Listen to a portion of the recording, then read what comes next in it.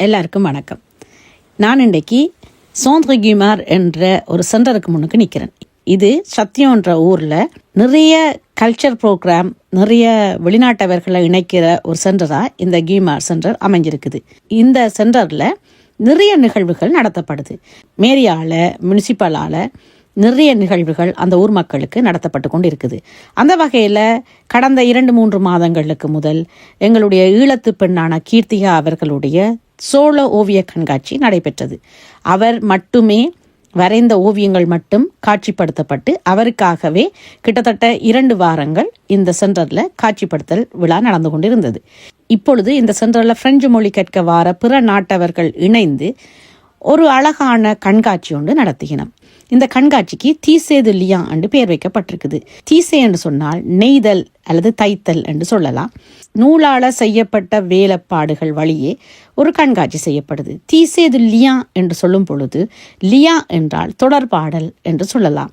ஒரு ஃபோமில் லியாந்து பகோந்தல் என்று கேட்டால் அந்த ஃபோமுக்கான உரிமையாளருக்கும் அந்த ஃபோமை நிரப்புவதற்கும் என்ன சம்பந்தம் என்று, என்ன உறவு என்று கேட்பது போலதான் அது கேட்கப்பட்டிருக்கு. அதே போலதான் இங்கே தீசே து லியான் என்றால் நூலால உறவு கொள்ளுதல் அல்லது நூலால் தொடர்பு படுத்துதல் என்று ஒரு அழகான ஒரு விழாவாக இந்த விழா கொண்டாடப்படுது. அதாவது இந்த சென்டரில் பிரெஞ்சு மொழி கற்க வந்த மாணவர்கள் இணைந்து தங்களுடைய கை வேலைப்பாடுகள் வழியே ஒருவருக்கு ஒருவர் உறவு அமைத்து கொள்ளுதல் அல்லது பாலம் அமைத்து கொள்ளுதல் என்ற நோக்கமாக இந்த விழாவை செய்திருக்கணும். இந்த விழாவின் சிறப்பு என்னென்று சொன்னால், இதில் கலந்து கொண்ட அத்தனை பேருமே பெண்கள். அதிலும் எங்களுடைய ஈழத்து பெண்மணியான கீர்த்திகா அவர்களுடைய ஓவியமும் வைக்கப்பட்டிருக்குது. இங்கே கைவேலை செய்து வைத்த அனைவருமே சாதாரண மக்கள் தான், அதாவது கலைஞர்கள் அல்ல.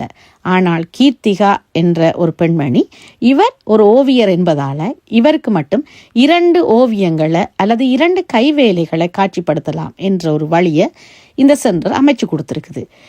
முக்கியமாக தங்களுடைய உணர்வுகளை வெளிப்படுத்தும் நிகழ்வாகவும் கலாச்சார நிகழ்வாகவும் இது இருக்கிறதால ஒவ்வொருவரும் தங்களுடைய மன ஓட்டங்கள், தங்களுடைய எண்ணப்பாடுகளை இந்த நூல் கைவேலை வாயிலாக வெளிப்படுத்தி இருந்துச்சுன்னா, அதே போல ஈழத்தோவியரான கீர்த்திகா அவர்கள் எங்களுடைய ஈழத்து பண்பாடான பொங்கல் மற்றும் கிராமிய வாழ்வியலை இந்த 2 ஓவியங்கள் வாயிலாக காட்சிப்படுத்தியிருந்தார். ஒன்றில் தைப்பொங்கல், அந்த தைப்பொங்கலை வரைந்து போட்டு ஒவ்வொரு விடயத்தையும் ஒட்டு வேலைப்பாடுகள் கொண்டு செய்திருந்தார். மிக அழகான ஒரு காட்சிப்படுத்தலாக அது இருந்தது. அது மட்டுமல்லாமல் கிராமத்து ஓவியம் என்று சொல்லும் பொழுது சாக்கு துணி, பனை ஓலை, வேலி, பாத்திரங்கள் அடுக்கிற ஒரு தட்டி என்று சொல்ற இடம், அது மட்டுமல்லாமல் ஒரு கிராமத்து வாழ்வியல் கொண்ட தூண்கள் கொண்ட வீடு, அந்த வீட்டு வாயிலில் ஒரு பெண்மணி, அந்த வாயிலில் தமிழ் மொழியில் எழுதப்பட்ட தமிழ் மொழிக்கு உரிய ஊர்கள், இடங்கள், பெயர்கள் என்று சொல்லி குறிப்பிடப்பட்டிருந்தது. குறிப்பிட்ட அளவுக்குள்ள இந்த ஓவியங்கள் செய்ய வேண்டிய கட்டாயம் இருந்ததால் அத்தனை பேருக்குமே ஒரே அளவிலான ஓவியங்களை வரைய வேண்டி அவர்கள் கொடுத்திருந்தார்கள்.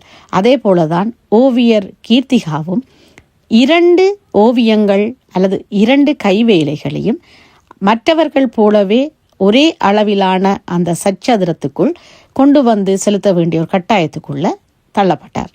இருந்த போதும் அந்த 2 கட்டங்களுக்குள்ளேயும் எவ்வளவுக்கு எவ்வளவு தமிழருடைய பண்பாட்டை கொண்டு வந்து காட்ட முடியுமோ அவ்வளவுக்கு அவ்வளவு அவர் காட்டியிருந்தது சிறப்பாக இருந்தது.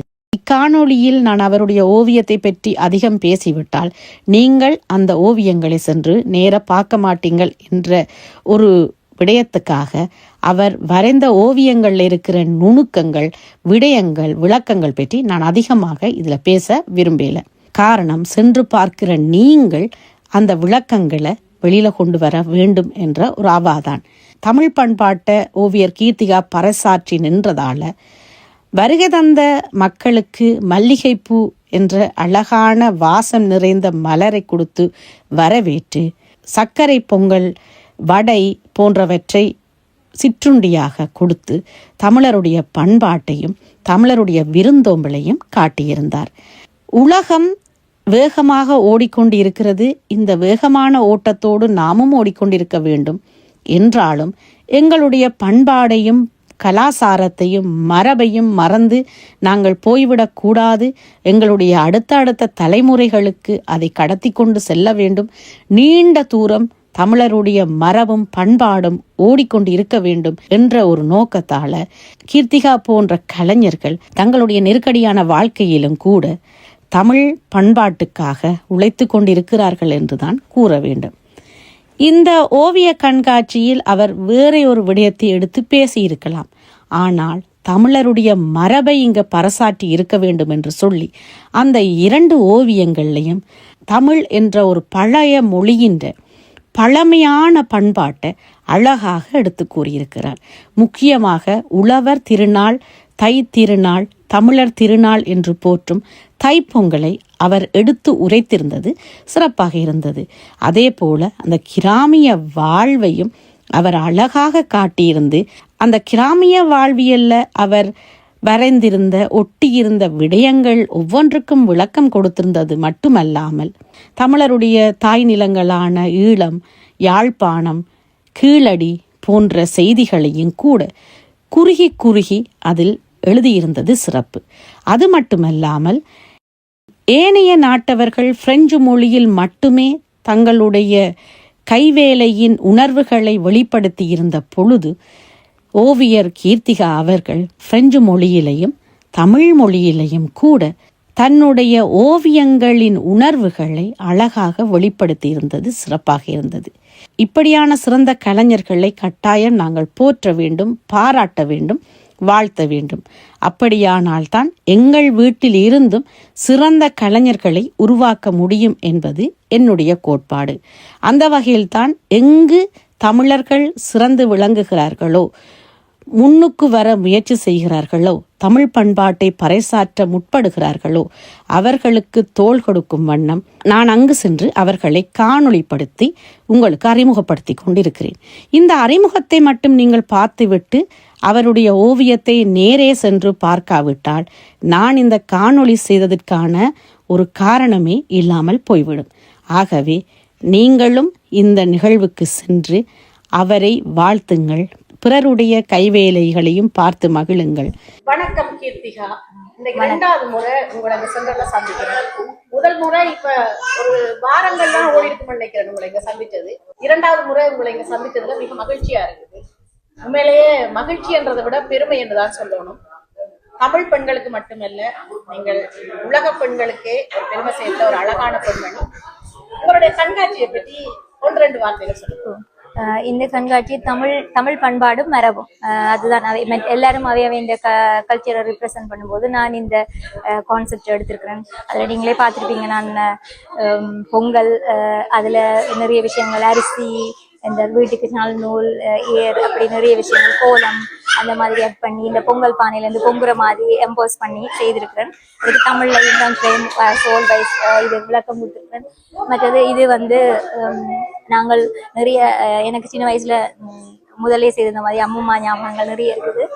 நாங்கள் இடம்பெயர்ந்து அந்த இருந்த காலகட்டத்தில் நிறைய விதமான வீடுகள் பார்த்துருக்கோம். அதில் அந்த பாரம்பரிய வீடு ஒரு நினைவுக்கு வந்தது. அந்த வீட்டை நினைவுபடுத்தி அதில் நிறைய கொஞ்சம் வெஜிடபிள்ஸை கொஞ்சம் ஆட் பண்ணி, பிளான்ட்ஸ், மற்றது இந்த மல்லிகை பூ மாதிரி, கொடி மாதிரி எல்லாம் ஆட் பண்ணி, இது பெட்டி அம்மம்மா பெட்டி இருக்கிறது. அப்போ வந்து பெட்டி நம்ம வீட்டை வச்சிருக்கேன். அதில் ஒரு பெட்டி எடுத்து அதுக்குள்ளே ஓலை வாங்கி ஓலை வச்சு இதில் கொஞ்சம் பின்னல், மற்றது சாக்கு அதுல மிளகா வரைஞ்சி உண்மையான மிளகா காம்பு வச்சிருக்கிறேன்.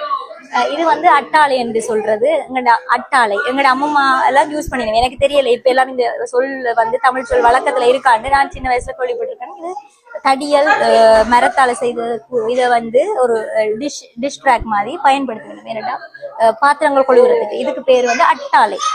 அப்ப அடுத்தது இதுல தமிழ்ல அந்த கீழடியில பானை அதுல இருக்கிற ஒரு சின்ன சித்திரம் ஒன்று வரைஞ்சிட்டு அதுல கீழடி எழுதி இருக்கிறேன் அந்த பானை.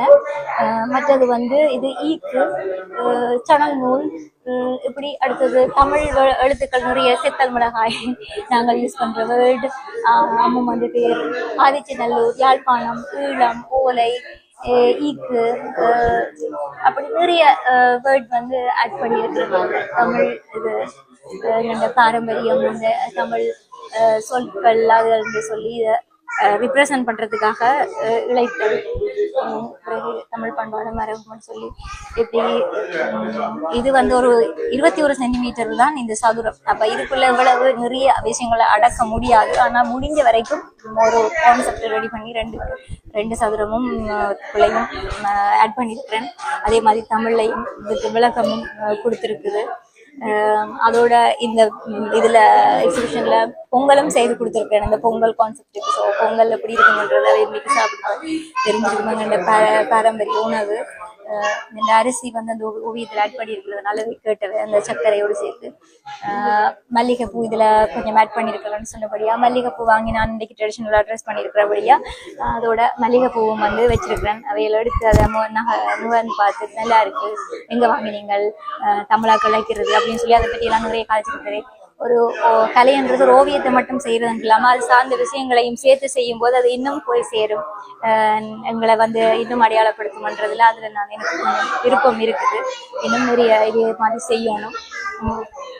அடுத்து இது வந்து ஒரு ஃபோட்டோகிராஃபர் அரேஞ்ச் பண்ணி இங்கே எல்லாரையும் ஃபோட்டோ எடுத்திருந்தவே அந்த ஃபோட்டோவை என்னட்டே சந்துட்டினோம்.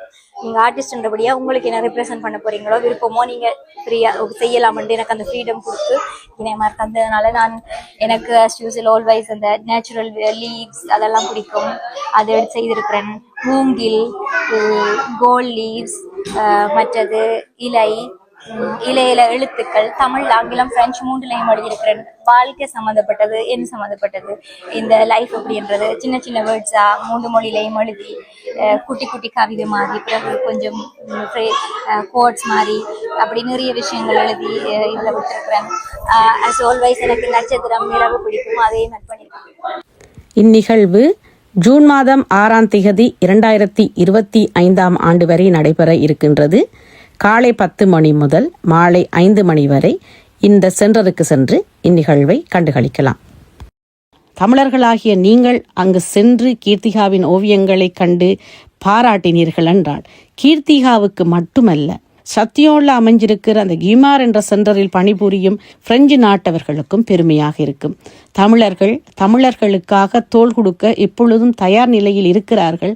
அவர்களை பாராட்ட தமிழர்கள் எப்பொழுதும் மறப்பதில்லை என்ற ஒரு எண்ணப்பாடும் அவர்களுக்குள் தோன்ற வாய்ப்பிருக்கிறது. ஆகவே இக்காணொளியை கண்டவுடன் நீங்கள் இந்த நிகழ்வுக்கு சென்று வருவீர்கள் என்ற நம்பிக்கையுடன் உங்களிடமிருந்து விடைபெறுகிறேன். உங்கள் பிரியாளவன். நன்றி, வணக்கம்.